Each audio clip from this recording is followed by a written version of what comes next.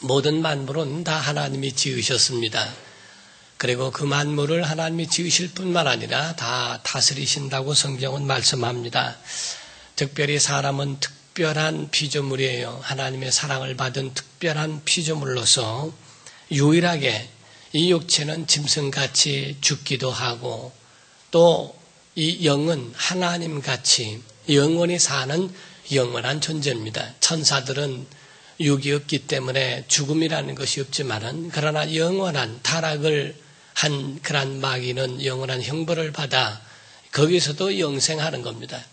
그러므로 인간에게도 인간은 육체가 있어 또 동물같이 죽기도 하지만은 그러나 영혼이 있어서 영원히 사는 그러한 존재라는 것. 그래서 히브리서 9장에 말씀하기를 한 번 죽는 것은 사람에게 정하신 것이요 그 후에는 반드시 심판이 있으리니 라고 말씀하는 것처럼 바로 우리의 영혼은 영원한 심판이라고 하는 것도 우리에게 남아 있는 겁니다.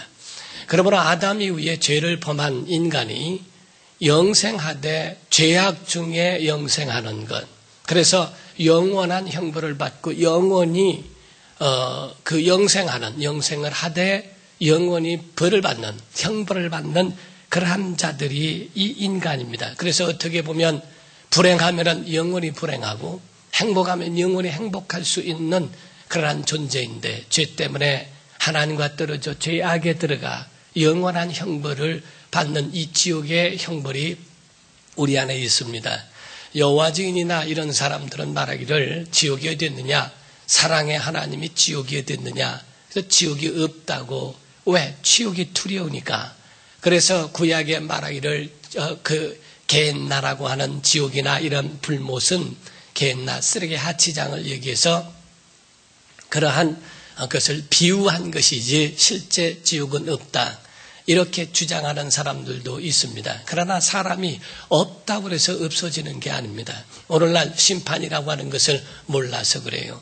예수께서 말씀하시기를 너희의 육체만 죽이고 영혼을 지옥불에 던지지 못하는 자를 두려워하지 말고 영과 육을 다 지옥불에 던질 수 있는 그분을 두려워하라 라고 말씀하시며 경고하시리만큼 인간에게는 영원한 형벌이라고 하는 것이 우리에게 있다는 것을 우리가 아셔야 합니다. 그러므로 하나님이 이 땅에 아들을 보내신 것은 그 영원한 지옥, 그 형벌 때문에 우리가 어떻게 보면 말합니다. 까짓것 죽고 지옥 가버리지. 그의 말 한마디가 자기 자신은 그냥 지나가면서 말한 것 같아도 하나님 그걸 들으신다는 거예요. 얼마나 그것이 무서운 얘기인지를 그걸 아셔야 됩니다. 그러므로서 성경은 말씀하기를 영원한 형벌에 대한 이 지옥 형벌 때문에 하나님이 이 땅에 아들을 보내셨고 그 아들로 말미암아 구원의 길을 열어주셨다라고 성경은 말씀합니다. 그러므로 예수 그리스도 그분이 십자가에 죽으심으로 죄 없으신 이가 죄 있는 인류를 대속하셔서 대신 죽으셔서 죽으신 그가 의 때문에 살아나신 그 부활의 역사를 우리가 그 마음에 믿으면 구원을 얻는다. 로마서 10장 9절과 10절에 말씀하기를 바로 우리에게 예수 그리스도가 죽은 자 가운데서 살아나셨다고 하는 것, 그가 우리의 구주라고 하는 것을 그 마음에 믿으면 구원을 얻으리니 마음으로 믿어 의에 이르고 입으로 시인하여 구원에 이르느니라 라고 그랬어요. 예수 그리스도가 하나님의 아들이신 것과 그가 죽은 자 가운데서 살아나셨다고 하는 의가 인정되셨다 이게요. 살아나셨다는 것을 마음에 믿고 입으로 시인하면 구원을 얻는다고 성경은 말했어요. 그러므로 한번 잃어버린 인류의 생명, 아담의 생명, 그 후에 모든 사람들도 다 그 가운데 죽었죠. 마치 물고기가 있으면은 그 알도, 그 물고기가 죽으면 그 속에 들어있는 알도 다 죽는 것처럼 아담이 죽음으로 인하여 온 인류, 다 그 속에 속해 있는 자들은 다 죽은 운명이 되어버리고 만 것입니다. 그래서 하나님께서 죄는 유전되어져 영원한 인류는 형벌을 받지만은 하나님의 아들을 보내신 예수 그리스도의 생명은 각각 믿어 예수 그리스도 안에 생명을 얻을 수 있도록 은혜해 주신 겁니다. 그래서 감람나무에서 그를 잘라져서 그것이 접붙임된다 이렇게 말을 하죠. 우리가 보면은 이 밀감나무는 아주 이게 몇 개 열리지 않는다는 겁니다. 그러나 거기에 탱자나무가 접붙임되어요. 그래서 제주도나 이런 데 보면 탱자나무는 많이 열리지만은 시고 이러지만 밀감은 마실 때 얼마 열리지 않는 걸 이거를 접붙여서 탱자같이 많이 열리고 그리고 그 밀가처럼 달고 당도 있는 그런 열매를 함께 거기서 수확한다고 하는 것처럼 말이요. 예수 그리스도 안에 아담에서 잘라져 예수 그리스도 안에 들어가 그 안에서 생명을 얻는 예수의 생명을 얻는 것을 가르쳐 거듭난다고 이렇게 말씀한 거예요. 그래서 예수 그리스도로 인하여 거듭난 심령, 예수의 생명으로 다시 생명을 얻는 것을 말씀합니다. 그래서 인류에게 숙제가 있는데 이 예수 그리스도께서 내 죄를 담당하시고 너를 구원하셨다는 것을 믿어라. 이 믿어야 할 숙제가 남아있는 겁니다. 믿지 않으면 영원한 형벌이요. 그 요한복음 3장 16절에 누구든지 저를 믿는 자마다 멸망치 않는다. 영생을 얻는다. 그러나 17절 18절에 보면 뭐라 합니까? 예수께서 이 땅에 오신 것은 심판하려 하심이 아니라 구원하려 하심인데 18절에는 바로 그의 독생자 이름을 믿지 아니함으로 벌써 정죄받았다. 심판받았다. 하고 아주 완전히 정해버린다. 그래서 온 인류가 다 죽는 이제 형벌을 받게 되는 그러한 갈림길과 그 분별이 예수를 믿느냐 믿지 않느냐 구주로 영접하여 다시 낳느냐 아니면 예수 그리스도와 전혀 상관없는 그런 운명을 따라 가느냐 이것이 남아있는 겁니다. 그래서 인류의 숙제는 예수 그리스도를 믿는 그것이요. 또 믿는 자들이 가져야 할 숙제가 있는 것은 이 받은 구원의 은혜를 기억하고 감사하고 영혼을 구원하는 데 있습니다. 그래서 우리는 여러분과 저는 예수 그리스도를 전함으로 인하여 구원에 이를 수 있도록 그들에게 복음을 전해야 할 이 사명도 남아있다 이 말이에요.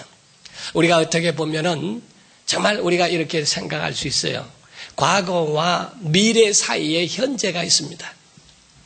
그래서 이미와 아직이라고 하는 사이에 우리가 있다 이 말이에요. 이미는 과거이고 아직이라는 것은 미래입니다. 그 사이라고 하는 것은 현재를 가르쳐 말합니다. 어떻게 보면 출애굽할 때는 과거입니다. 그리고 가나안 땅은 미래입니다. 그러나 그 사이는 광야입니다. 또 말하기를 과거와 미래와 현실인 것처럼 우리가 지금 현재 교회를 따진다면 과거는 세상에 속했었고 이제는 미래는 영원한 천국에 들어간다고 하는 미래에 대한 소망이 있습니다. 그리고 그 사이라고 하는 것은 교회예요. 지금 교회 생활은 광야 같은 겁니다. 그래서 사도행전 7장에 보면 스데반이 말하기를 과거에는 광야 교회에서라고 했어요. 그래서 광야 교회라고 하는 것처럼 교회가 광야도 하나의 교회로 그렇게 표현한 것처럼 신약에도 마찬가지로 광야 교회와 같은 것이 지금 현 이 땅을 가르쳐 말하고 있는 거예요.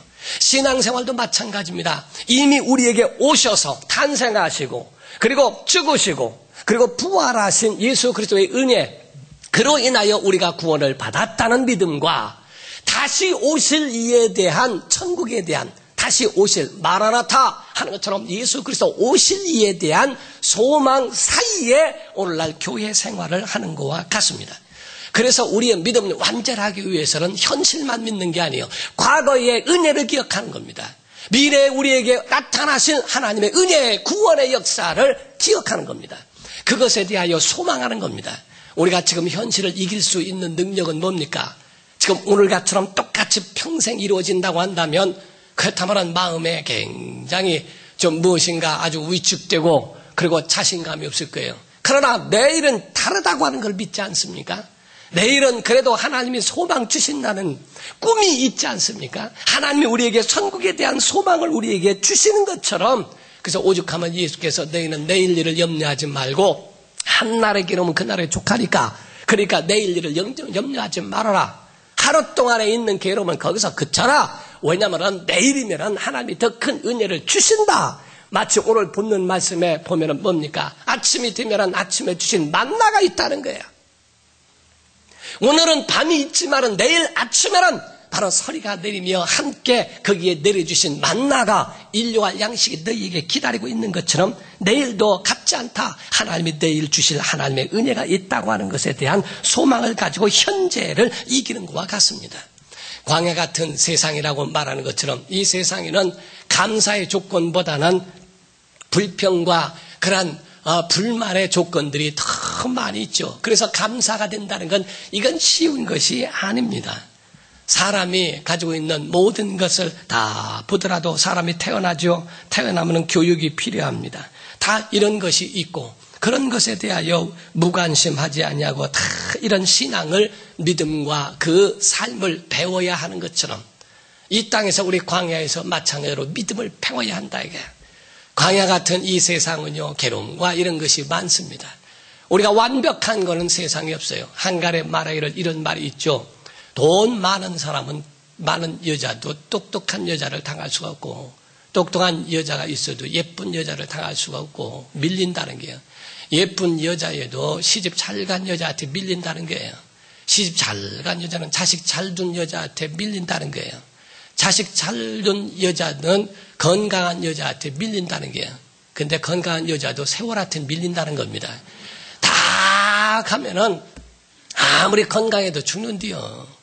그 모든 거 얼굴 주름살 생길까봐 호호호 이렇게 웃고 이러고 웃어도 속도 늙는다는 겁니다. 다 그게 마지막에는 이 몸 자체가 다 낡아져가고 있는 세월한테는 다 밀리는 것처럼 이 땅에는 완벽한 게 없어요. 영세가 우리가 제주도의 서귀포가 왜 서귀포인가 하니까 그 진시 황제 때 말이요. 그때에 불로불사하기 위해서 늙지 않고 죽지 않으려고 불로초를 구하라고 그걸 해서 거기에 사신들을 보내고 여기서 내려왔다는 게 이게 유래예요. 그래서 서쪽에 가가지고서 보니까 찾아도 잊지를 못하고 하질 못하고 그거를 가져가질 못하니까 만약에 그거를 못하고 돌아가면은 자기가 크게 당할 것 같고 또 죽을 것 같으니까 임무를 완수 못했으니까 죽을 거니까 거기서 그냥 돌아갔다. 그래서 서쪽에서 돌아갔다 해서 서귀포라는 게요. 어쨌든 간에 이런저런 뭐 다 사람들이 안 죽고 싶고 안 늙고 싶고 다 해더라도 다 소용없는 겁니다. 그러므로 우리는요 이 땅이 끝이 아니요 우리 영원한 나라가 있다는 소망 가지고 이겨야 한다는 거예요. 믿음을 배우고 삶을 배우시기를 주님으로 축원합니다. 이것이 바로 우리의 믿음입니다. 본문에 이스라엘 백성들이 있는데요. 이스라엘 백성들은 참 여기 보면은 우리가 배워야 할 거울 같은 그러한 내용들이 많이 있는 것이 바로 오늘 본문 말씀과 같습니다. 거기에 보면은 이스라엘 백성들은 광야의 자체가 어떤 거예요? 이 괴로움의 장소예요. 얼마나 괴롭습니까? 그런데 그들이 무엇을 기억하고 있는가를 우리가 보게 되면요. 11절부터 그랬죠. 여호와께서 모세에게 말씀하여 이르시되 내가 이스라엘 자손의 원망함을 들었노라 하고 그렇게 말씀을 하십니다.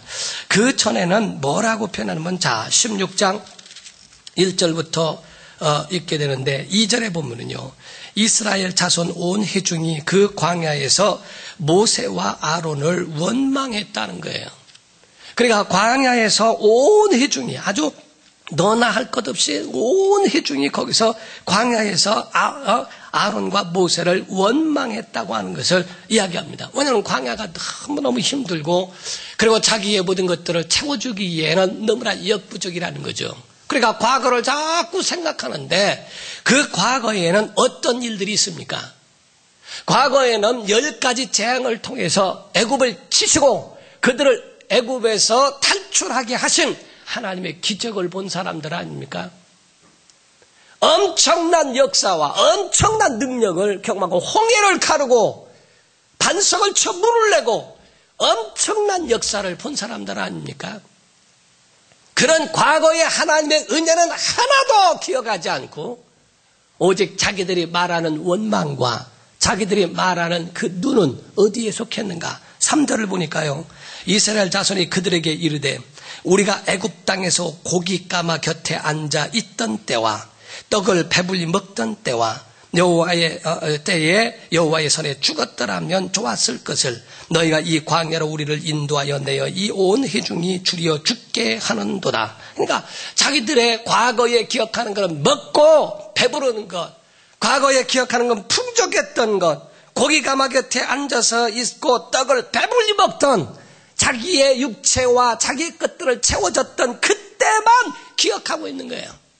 하나님의 역사가 너희를 구원했고 430년 동안에 그렇게 노역으로 어려움 당했던 고역과 그 어려움 가운데서 견뎌내신 하나님의 역사 홍해를 가르고 그 가운데 불기둥과 바로 구름 기둥으로 그들을 안위해 주시고 보호해 주신 하나님의 역사는 하나도 말하지 아니하고 그 가운데에 자기가 먹고 배불렀던 그것만 가지고 원망하는 겁니다. 심리학으로 보면요, 심리학적으로 보면 이 문지방 효과라는 것이 있다고 그래요. 그래서 이렇게 문을 넘어서면 다른 방은 잊어버려요. 과거는 잊어버린대요, 사람이. 그래서 이렇게 넘어가면 잊어버리는 거예요. 그래서 과거는 잊어버리고 새로운 것들을 받아들이고 또 거기 넘어가면 또 그래서 그걸 소위 말하는 문지방 효과라고 그랬는데 과거를 자꾸 잊어버려요. 그러니까 사람은 전지전능한 것이 아니기 때문에 그래서 잊어버린다는 거죠. 제가 한 번에 말씀드린 것처럼 말이요, 사람은 능력이 없어요. 전지하지 못해요. 그래서 건망증이라는 게 있어요. 그래서 건망증이라 보더라도 자꾸 뭘 놓고 다니고 또 나와서 또 목사는 신기한 게 하나 있어요. 나와서 이렇게 성경 구절을 이렇게 하다 보면 성경 구절이 갑자기 생각 안 나갈 때가 있어요. 그런데 강단에 올라오면 생각이 난다 이게. 참, 또 내려가면 또 생각이 안 나고, 그러니까 이게 건망증이라는 게 뭐가, 이게 깜빡깜빡하는 게 사람은 전지하지 못해서 그렇다, 이게. 왜 어떤, 건망증이 심한 사람이 택시를 탔다 그러잖아요. 어디 가는지를 잊어버려가지고, 운전기사한테, 지금 이 택시 어디 가냐니까 운전기사가 깜짝 놀라면서 언제 탔대요? 하듯이 말이요. 자기도 똑같이 더 심한 건망증이, 이게, 능력이 아니라 그게 병이라 이게. 그게 깊어지면 치매이고 그게 깊어지면은 이게 자기 자녀들도 분별 못할 정도로 그렇게 가는 것이 이게 바로 인간의 한계라는 겁니다. 그러나 하나님은 전지하세요. 다 기억하세요. 그리고 전능하세요. 하나님은 고의적으로 기억 안 하실 수도 있어요. 나는 너를 도무지 모른다 하실 수 있어요. 주여 납니다. 내가 누구냐? 그게 마태복음 7장 21절부터 23절까지 그래요. 주여 내가 주의 이름으로 많은 능력을 행하고 선지자 노릇하고 귀신을 쫓아냈지 않습니까? 예수께서 불법을 행하는 자들아 내게서 떠나가라. 난 너를 도무지 알지 못한다. 거짓말이 아니라 그거는 하나님의 기억 속에다가 넣지 않았다는 거예요. 너에 대하여 하나님의 기억 속에 없는 것은 불법으로 보시는 겁니다. 무엇으로? 하나님의 능력으로. 그러니까 하나님이 기억하시는 것. 만약에 우리를 쫓아다니시면서 잘했는지 안 했는지 만약에 하루 동안의 모든 삶을 하나님께서 보신다면 그렇다면 살아남을 사람이 세상에 어디 있습니까? 오늘 본문 말씀에서는요. 내가 그들의 원망 소리를 들었다. 그러므로 내가 고기를 줄 것이고 그들에게 만나를 준다고 하는 하나님의 약속이 있습니다. 과거에 대하여 이런저런 다른 기억이 아니라 하나님께서는 인간을 지으셨을 때의 연약함, 인간을 지으셨을 때에 먹고 살아야 한다는 그 본능이 무엇인지에 대하여 그걸 알고 계셨다 이게요. 그래서 더 이상 말씀하지 아니하시고 그들에게 향하여 예수께서 하나님께서 거기에 대해서 약속을 하시는 겁니다. 그래서 그들에게 12절에 그랬죠. 내가 이스라엘 자손의 원망함을 들었노라. 그들에게 말하여 이르기를 너희가 해질 때는 고기를 먹고 아침에는 떡으로 배부르리니 내가 여호와 너희의 하나님인 줄을 알리라 하라. 그러니까 과거에 있는 그런 것, 그래 원망 소리 들었다. 너희의 연약함과 너희의 그 본능적인 것이 무엇인지를 하나님 아시고 그에 대하여 그들을 치료하시는 축복을 주셨다 이게. 이 이스라엘 사람들은요 하나님의 은혜를 기억하고 그거를 말할 만도 한데 아까 말씀드린 것처럼 문지방 효과로 한번 넘어가서 기억이 안 살아나서 그런 것이 아니고 아주 자기에 대한 유리한 쪽은 멀쩡하니 정신이 있다 이게야. 우리가 거기 애굽의 가마 곁에 고기 가마 곁에 있을 때와 떡으로 배불렀을 때와 이거는 멀쩡하게 기억하고 있으면서 하나님이 자기에게 베풀어진 은혜에 대해서는 한 말도 하지 않는 자기 유리한 쪽으로만 하고 있는 말을 우리가 옛날에 월남전에 가면요. 거기 가면은 그 베트공이라고 그러죠. 가면은 이 베트공, 이 가시가 엄청 많답니다. 가시가 있는데 거기를 군화를 신고 갈 때 잘못 딱 거기에 밟게 되면은 군화를 뚫는다는 거예요. 군화를 뚫고 발을 다치면은 한 사람이 넘어지면은 그 한 사람을 위해서 부축하는 두 사람이 필요하고 앞 뒤에서 총을 들고 경계하면서 후퇴해야 되면 5명이 퇴진된다는 겁니다. 군인이 50명이 가더라도 20명이 가더라도 하나만 발에 딱 가시 찔려가지고 전투를 못하면 5명이 빠지는 거예요. 20명이면 15명만 남고 한 사람이 턱 찔리면 그럼 10명 남는 거예요. 그러니까 그들은 가시전법을 써가지고 그 가운데 가시를 깔아놓습니다. 팍 뛰갈 때 어느 가시든지 찔리면 팍팍 뚫는다 이거예요. 그런데 신기한 거는요. 베트공들은 맨발로 다니는데도 가시 안 찔린대요. 팍 아주 날라댕긴답니다. 팍팍팍팍 달려요. 오늘날 하나님의 은혜에 대해서는 베트공 같은 사람 많다 이거예요. 그렇게 은혜가 가시같이 많은데도 다 은혜는 피해 다녀. 하나님의 말씀도 피해 다니고 은혜도 피해 다니고 다 피해 다녀. 아주 베트공전법이에요 전부가. 여기서 지금 이스라엘 백성들은 자기가 가지고 있는 거기에 대해서는 받은 것은 유리한 대로는 다 기억하는데 하나님이 주신 은혜는 기억하지 아니하는 게 그게 문지방 효과로 지나간 잊어버린 게 아니라 멀쩡하게 생각하고 있지만은 그걸 고의적으로 빼낸다 이거예요. 그러나 하나님은 은혜 베푸셔서 그래서 11절의 말씀처럼 내가 그들에게 22절 이하에 내가 고기로 그리고 아침에는 그들에게 떡으로 그들을 배부릴 것이다 하고 하나님은 거기에 대하여 과거를 생각지 않냐고 그들의 연약함 가운데 주실 하나님의 만나를 생각하신 겁니다. 사랑하는 성도 여러분, 신앙은 배워야 합니다. 하나님의 은혜를 기억하시기를 예수 이름으로 축원합니다. 정말 하나님의 은혜를 과거를 기억하되 하나님의 은혜를 기억하라는 거예요. 두 번째가 여러분 은혜 받는 사람은 누군지 아십니까? 은혜의 자리에 있는 자들이요. 복 있는 사람은 악인의 길을 쫓지 아니하며 죄인의 길에 서지 아니하며 오만한 자들의 자리에 앉지 아니하고 신앙적 용어로 바꾼다면요. 여러분이 사람을 만남으로 인해서 그 사람으로 인하여 신앙이 돈독해졌습니까? 신앙이 꺾어졌습니까? 내가 사람을 만남으로 하나님께 대한 믿음이 굳게 됐습니까? 아니면 기도를 잃어버리고 열정이 사라졌습니까? 복 있는 사람은 악인이라고 하니까 세상적으로 등쳐먹고 사람 그런 것 그게 참 악인이죠. 그러나 과연 내 영적 본질에 그를 만남으로 정말 하나님 앞에 바로 섭니까? 아니면 그 열정이 어디 갔는지 옛날이 그리워집니까? 은혜의 자리에 있는 것이 얼마나 중요한가. 그래서 아무리 힘들고 아무리 내 마음속에 속이 상해도 믿음은 들으면서 나는 거니까 예배의 자리 주일에 곧 하나님의 백성 복된 장소에 앉아있는 것 그 자리에 있기 때문에 만나가 내린 것을 거둘 수 있는 거죠. 광야에 있는 것이지 은혜는 광야에 있는 것이지 은혜는 애굽에 있지 않았습니다. 은혜는 이스라엘 백성에게 있었지 애굽 사람들에게 있지 않았습니다. 내가 과연 복된 장소, 예배 장소, 하나님의 은혜를 찬양하고 하나님 앞에 영광 돌리는 그러한 장소에 믿음의 사람과 함께 있는가? 아니면 예배해버리고 내 유흥을 따라 내 흥겹게 산으로 둘러 그래서 내 그런 것들 물론 그런 것도 가정에 필요하지만은 예배를 등한히 하고 예배와 관계없이 하는가? 자기 자신에 대한 부분도 그 부분 내가 어느 장소에 있는가에 대하여 봐야 합니다. 우리가 시각을 달리하면 광야는 괴로움의 장소이기도 하지만 광야는 은혜의 장소이기도 한 겁니다. 하나님의 기적을 베푸시고 은혜를 베푸시는 엄청난 그 은혜의 역사가 한 곳 광야에서 이루어졌어요. 그러니까 광야 하나에 그런 다른 것이 있는 것만이 아니라 광야 하나에 바로 괴로움 그 이상 모래바람, 모래 먼지바람만 있는 것이 아니라 그 위에 내린 만나 하나님의 은혜로 덮으신 그분의 은혜가 우리 안에 있다는 것을 보여주는 겁니다. 사랑하는 성도 여러분, 하나님의 약속을 믿으셔야 됩니다. 현재의 먼지바람만 보지 말고 내일에 주실 만나를 기대하시기를 주 이름으로 축원합니다. 여기서 만나라는 말은 만후라는 말에서 나왔는데 그 뜻은 이게 뭐냐 하는 뜻입니다. 만나라고 하는 것을 이게 뭐요?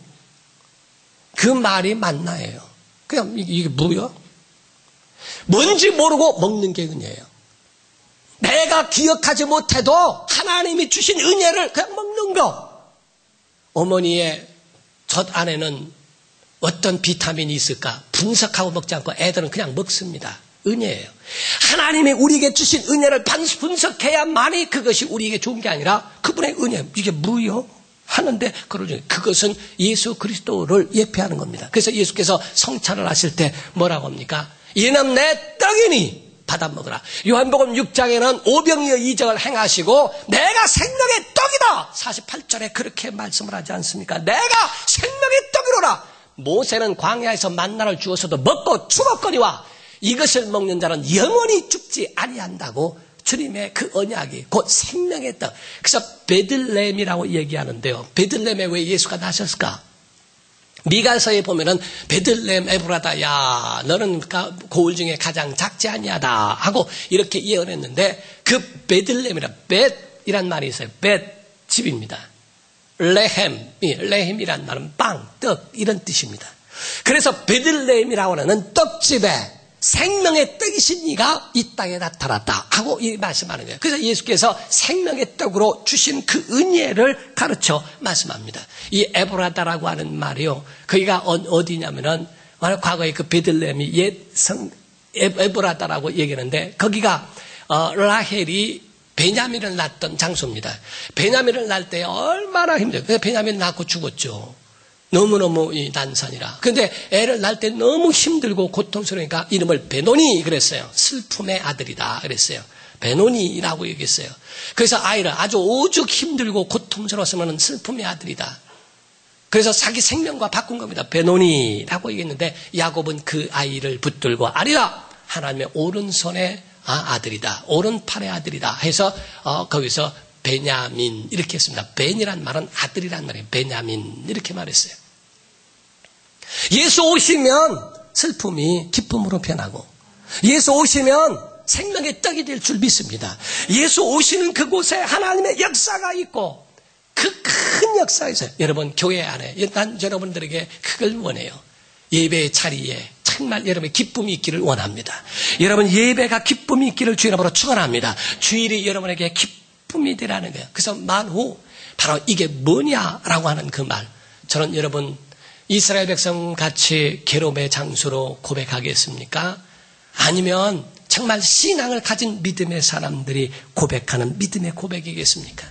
이게 뭐냐라고 하는 질문과 이게 웬 은혜냐? 하나님이 내게 주신 이 은혜가 웬 말이냐? 웬일이냐? 웬 말이냐?